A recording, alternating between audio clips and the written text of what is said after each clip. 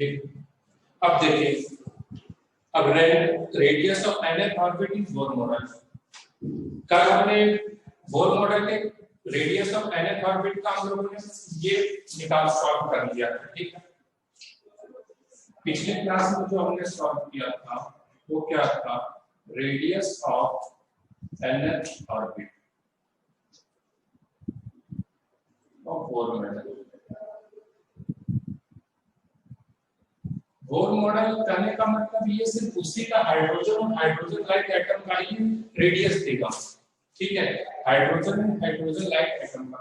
तो हमने r n equal to कितना है, एक तो हम simple 0.529 into n square by z angstrom, ये ले आए 0.529 into n square by z, ये तो सब पूरा रटा रहेगा, ठीक है। साथ में ये भी वैल्यू आपको याद रखने का कोशिश कीजिएगा, वैल्यू रहेगा, ये जो वैल्यू है h square upon 4 pi square k e square, h square upon 4 pi square k e square into mass, ठीक है, h square upon 4 pi square k e square into m into n square by z। इसी में तो सारी value put करके हमने 0.529 angstrom लाया था।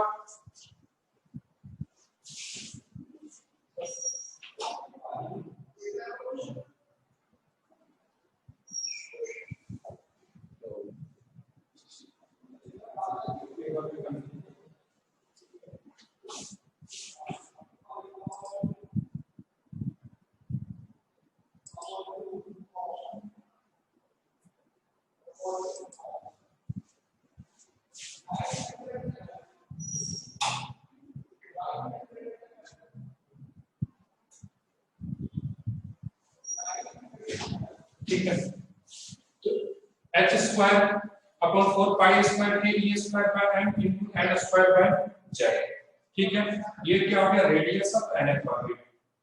तो दोनों रिजल्ट और इन दोनों के रिजल्ट के हेल्प से हमें क्या कैलकुलेशन होगा, radius of nth orbit is equal to directly proportional to क्या आता है, n स्क्वायर बाय z, ठीक है। क्वेश्चन है इससे रिलेटेड कैसे क्वेश्चन आ सकते हैं,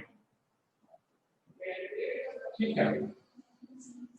अब जैसे कि क्वेश्चन आ गया कि हमारे पास दो एटम है He2 प्लस और He प्लस और लिथियम 2 प्लस। He प्लस करेंगे यानी इसके पास एक इलेक्ट्रॉन है, lithium hydrogen helium lithium already 3 electron है, जिसमें से हमने क्या कर दिया, 2 को बाहर निकाल लिया, तो बोल दिया है कि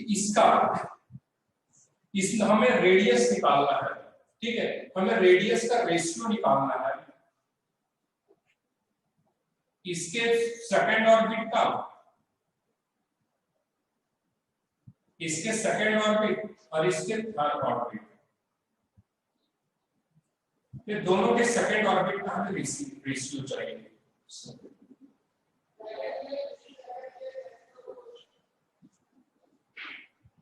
इसका फर्स्ट ऑर्बिट बोल दो और इसका क्या है, सेकंड ऑर्बिट, ठीक है, और हमें क्या चाहिए, रेशियो ऑफ रेडियस।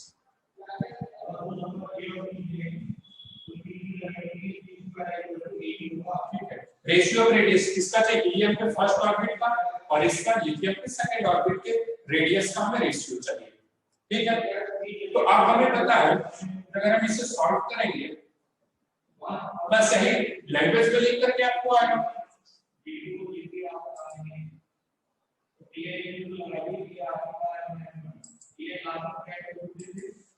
ठीक है। तो इसको अगर हम लिखना चाहते हैं तो Rn is directly proportional to n square by z हो गया, ठीक है। तो अगर हम लिखना चाहेंगे हीलियम प्लस में ये क्या होगा, फर्स्ट ऑर्बिट का, तो n इक्वल टू यहां पर क्या लिख देंगे 1 और hydrogen helium z equal to क्या लिखेंगे 2, ठीक है। और यहां पर लिथियम क्या है 2 प्लस की बात कर रहा है, लिथियम 2 प्लस सेकंड ऑर्बिट की बात कर रहा है, तो n इज इक्वल टू 2 लिखेंगे और z इज इक्वल टू कितना आ जाएगा, hydrogen helium lithium, z is equal to क्या लिखेंगे 3, और हमें क्या चाहिए, radius of helium plus upon radius of lithium 2 plus, तो क्या होगा n स्क्वायर बाय z, इसका यही है ना, r is directly proportional to n square by z, इसका n स्क्वायर बाय z, तो ये लिखेंगे n स्क्वायर क्या होगा 1 का स्क्वायर अपॉन z, तो लिखिए लिथियम के लिए लिखेंगे n स्क्वायर क्या 2 का स्क्वायर इनटू z, तो रेडियस ऑफ He प्लस और radius of lithium 2 plus a जो इक्वल टू 3 अपॉन क्या हो जाएगा, ये रेडियस क्या हो गया 3 अपॉन 8, ठीक है। यहां तक कोई डाउट है? यहाँ तक कि ये सिंपल सी बात समझ में, जो भी आपको क्वेश्चन में गिवन रहेगा उसको ध्यान में रखना।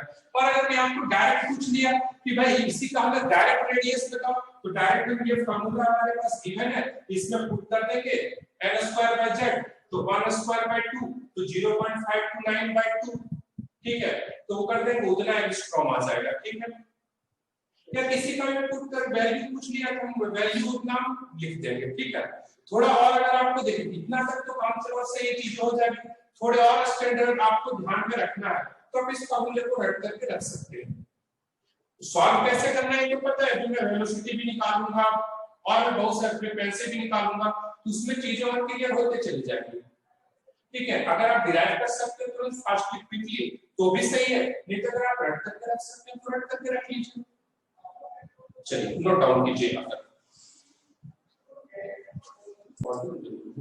कि required centrifugal force between nucleus and electron, ठीक है। यहां पर हम लिखेंगे electrostatic force is equal to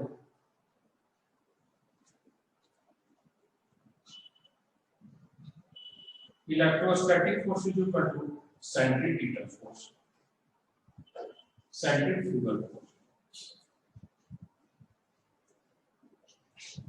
ठीक है। सर्कुलर मोशन पे इतना लिख दिया हमने।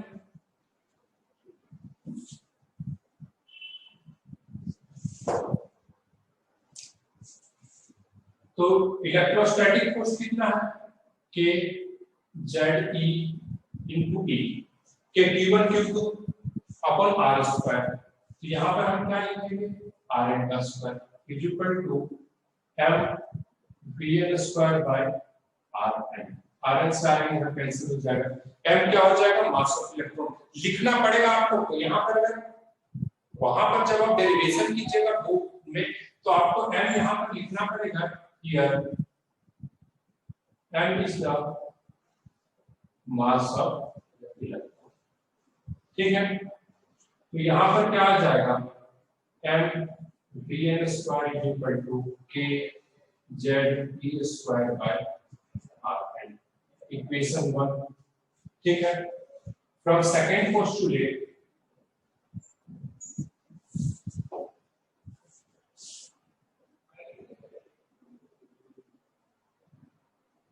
From second postulate, m vn into rn is equal to n into h upon 2 pi. m vn into rn is equal to h upon 2 pi. तो आपको एक चीज दिख जाओगे यहां से लिख सकते हैं rn को रिप्लेस करते हैं,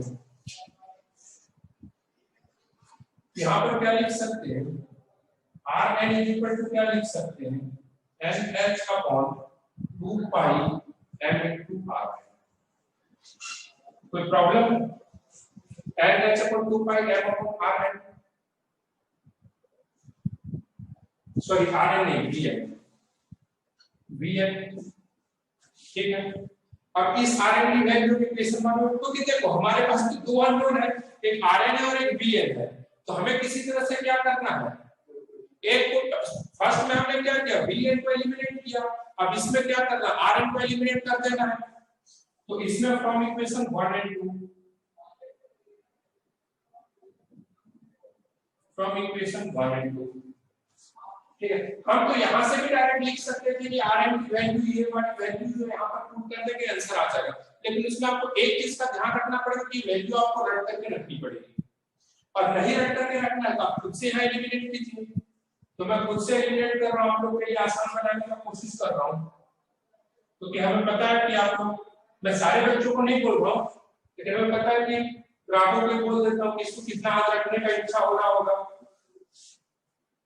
हमें पता है मुझे रखना एकदम पसंद नहीं है, इसीलिए मैं आप लोगों के लिए वही याद करता हूँ कि रखना नहीं पड़े, लेकिन दिमाग उसके लिए लगाना।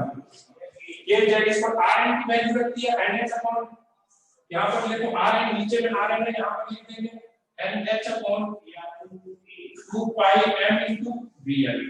देखो कितना अच्छा हुआ, यहाँ से वी एल से वी एल कैंसिल हो गया, ये रहा वी एल से वी एल के एक वी एल कैंसिल हो गया, एम से एम कैंसिल हो गया, खत्म हो गया, तो पूरा स्टोरी खत्म हो गया, वी एल आ गया। इधर कॉर्नर में दिख रहा है क्या? कॉर्नर में दिखेगा तो फायदा उठा लेंगे, एकदम राइट, कॉर्नर का फायदा उठा लेंगे।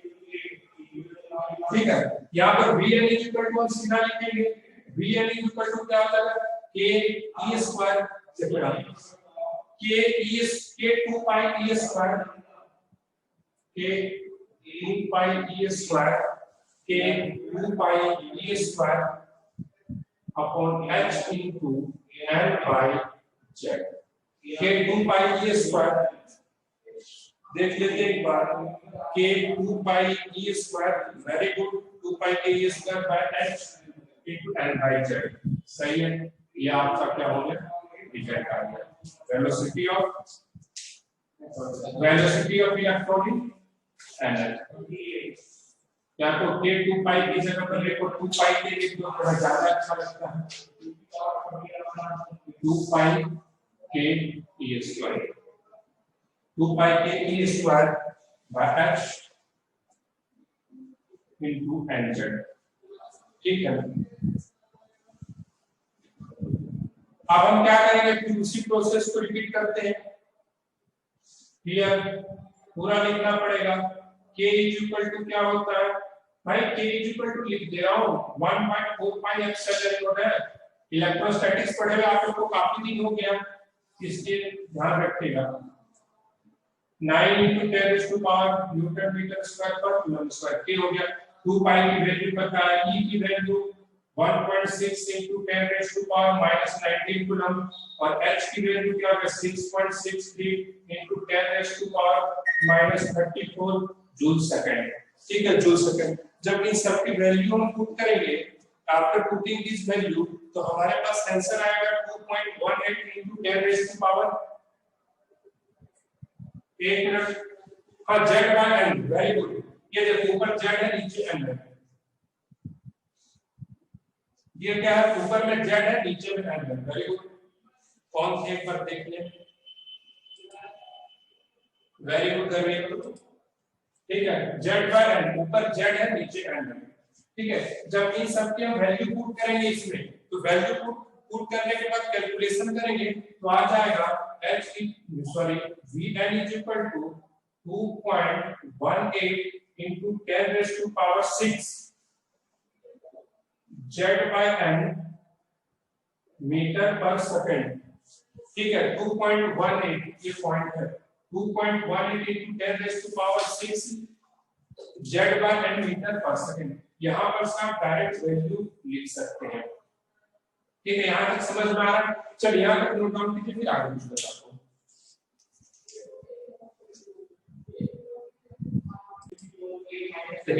वेलोसिटी क्या हो गया, अभी हमने डिराइव किया है, Vn is equal to 2 pi k E square by H into Z by N। Value put करके इन सब की वैल्यू हम पुट करेंगे, k की वैल्यू, E की वैल्यू, H की वैल्यू, तो कितना आ गया 2.18 into 10 raised to power 6 into Z by N। ठीक है, 180 into 10 raised to power 6 into Z by N। तो ये जो c by 137 है, वेलोसिटी ऑफ लाइट को 137 से डिवाइड करेंगे तो वो कितना आ जाता है 2.18 into 10 raised to power 6, और c यहां पर क्या है, स्पीड ऑफ लाइट है, तो that is 3 into 10 raised to power 8 metre पर सेकंड। तो वही c by 137 को फाइनल स्ट्रक्चर कांस्टेंट के नाम से जाना जाता है, जिसका जो इस कांस्टेंट को किसने दिया है, Richard Fabian is given by Richard फेबन।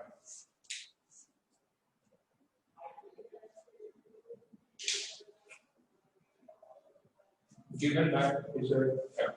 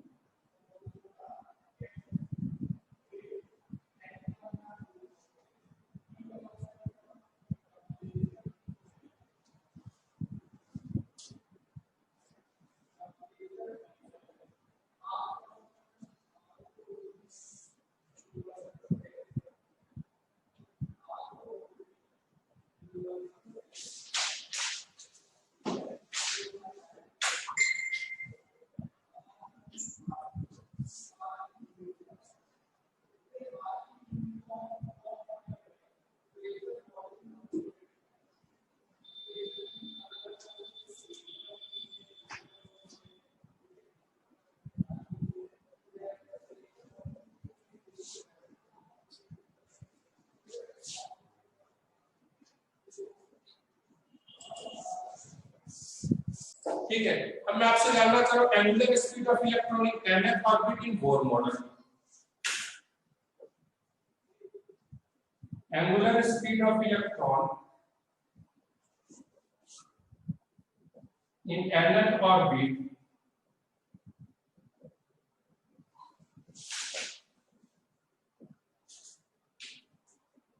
Bohr model. चलिए ये आप लोग डिराइव कीजिए। आप जो सबसे पहले तो ये बताइए, सबसे पहले तो आप बता लीजिएगा कि एंगुलर स्पीड किसके डायरेक्टली प्रोपोर्शनल है, किसके डायरेक्टली प्रोपोर्शनल है।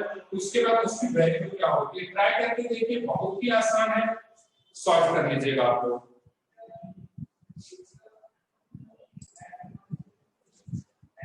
इतना डिफिकल्ट तो क्वेश्चन नहीं था। देखिए हमें क्या बोला गया, angular speed of bore models. Angular speed of Bohr model, तो एंगुलर स्पीड क्या होता है, ओमेगा एन, यही होता है ना। तो हम जानते हैं angular speed omega is equal to omega N is equal to Vn by Rn। V by R होता है, इसमें कोई डाउट है क्या, Vn by Rn, ठीक है। अगर आपको ये वैल्यू Vn की रखनी है, इसको लिख रखिए, नहीं तो ये वैल्यू रखनी है तो इसको रख दीजिए। ये क्या है 2.18 into 10 raised to power 6, यहां पर लिख रखते हैं 2.18 into 10 raised to power 6 into Z by n metre पर सेकंड, ठीक है। और Rn क्या है 0.529 एंगस्ट्रॉम, इसे मीटर में कन्वर्ट करना पड़ेगा, तो 10 raised to power -10 हो जाएगा। इसको लिखेंगे 0.529 into 10 raised to power -10 metre into n square by z, तो into n square by z, तो n स्क्वायर नीचे रहेगा और z ऊपर जाएगा, और ये क्या हो जाएगा रेडियन पर सेकंड। अब यहां पर कैलकुलेट करो 2.18 upon 0.529, कैलकुलेट करता हूं मैं,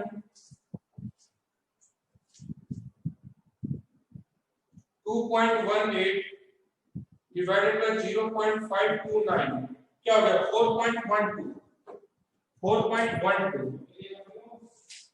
तो omega n is equal to क्या हो गया 2.18 अपॉन 0.4529 क्या है 4.12 इनटू ये 10 ऊपर जाएगा इनटू क्या हो जाएगा 10 रेज़ टू पावर 18, और ये क्या हो गया z into z, z square n square into n cube, z square upon n cube radian पर सेकंड। नहीं दिख रहा है नीचे,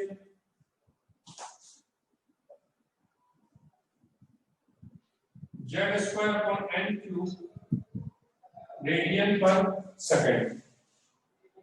ये इनको सिंपल डिवाइड कर देंगे, vl upon r 4.18 into 10 raised to power 15,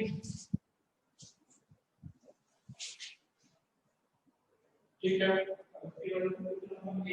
sorry something 2.18 into 10 raised to power 6 plus 6 करो -10, तो यहाँ पर क्या आ जाएगा 16, 4.28 into 10 raised to power 16 z square by n cube। और ये सिंपली जब ओमेगा n से पूछा जाएगा तो omega is directly proportional to क्या लिख देंगे z square by n cube. यही तो आपसे पूछा था मैं।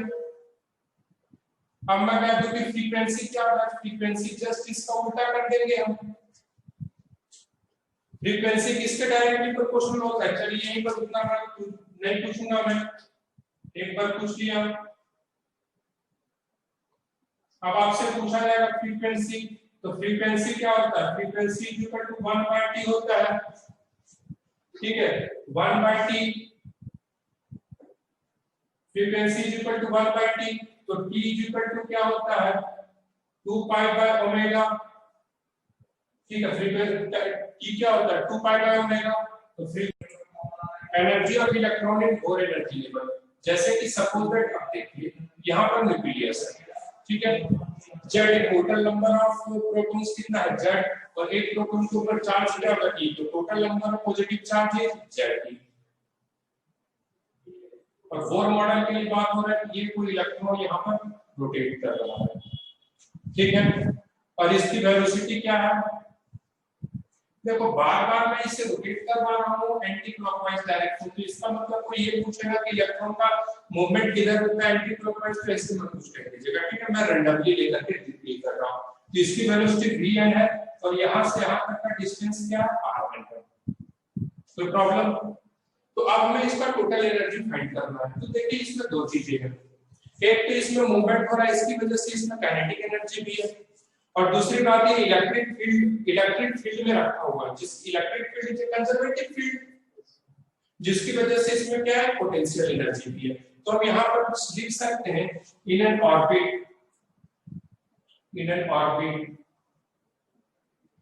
Electron having two type of energy,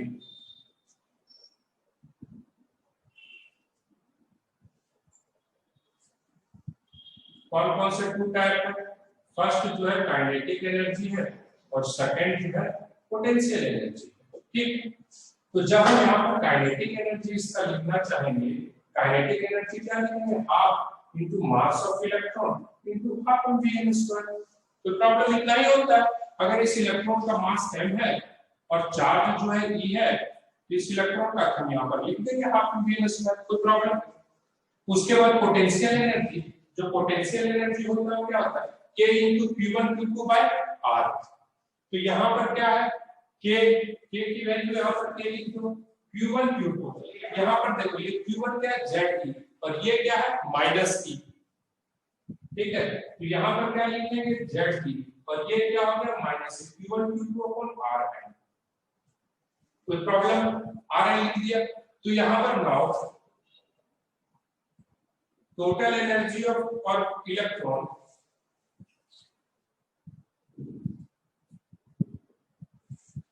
total energy of electron, तो क्या लिखेंगे हाफ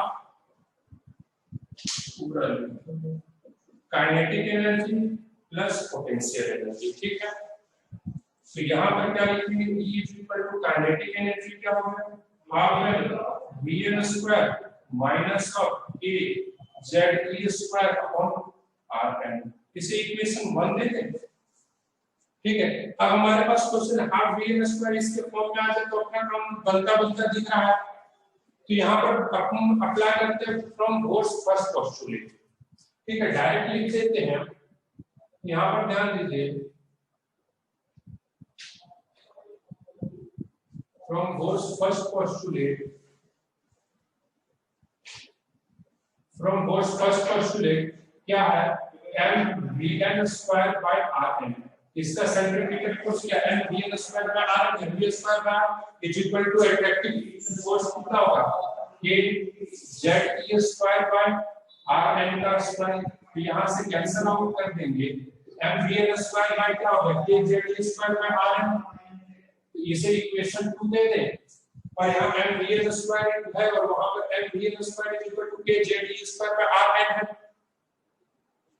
तो यहाँ पर लिख सकते हैं from equation 1 and 2, from equation 1 and 2 total energy is equal to क्या लिखेंगे हाफ mvn स्क्वायर की जगह पर हम इसको लिखते हैं k ze square by rn minus of, minus यहाँ पर क्या है k ze square by rn already लिखा हुआ है k ze square by rn, ठीक है। तो E इज इक्वल टू कितना हो गया एक माइनस के जे स्क्वायर का r है प्लस हाफ, तो माइनस 1 से प्लस हाफ जाकर क्या बचेगा माइनस हाफ। तो यहाँ पर क्या आ जाएगा माइनस के जे स्क्वायर बाय rn, ठीक है। टोटल एनर्जी जो है वो हमारा क्या आ रहा है नेगेटिव में आ रहा है, लेकिन अभी हम कैलकुलेट नहीं कर पाएंगे, अब हमें rn की वैल्यू रखनी पड़ेगी। अब फिर वही रटा हुआ रहना जरूरी है, क्या होता है m square h square upon 4 pi square k जे स्क्वायर बाय m। तो यहाँ पर हम लिखते हैं rn is equal to m square h square upon 4 pi square k जे स्क्वायर बाय m, ठीक है। m स्क्वायर h स्क्वायर पर चेक कर लेते हैं, m square h square upon 4 pi square k 4 pi square k जे square into m। अब इसकी वैल्यू हम यहाँ पर पुट कर देंगे, पुट करेंगे तो क्या हो जाएगा, अब इसकी वैल्यू पुट करेंगे यहाँ पर तो आपको आएगा जगह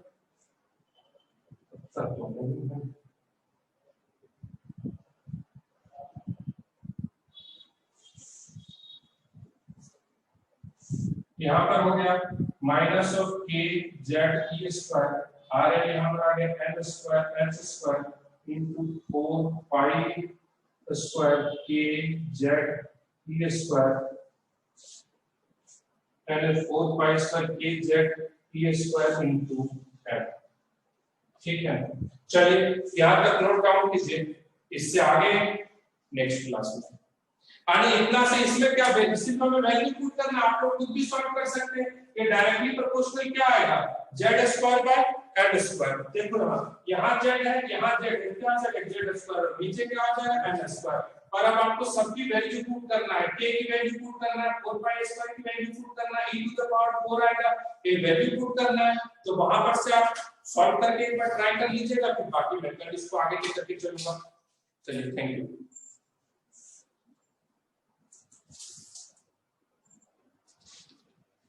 और कुछ बच्चे कुछ एक मिनट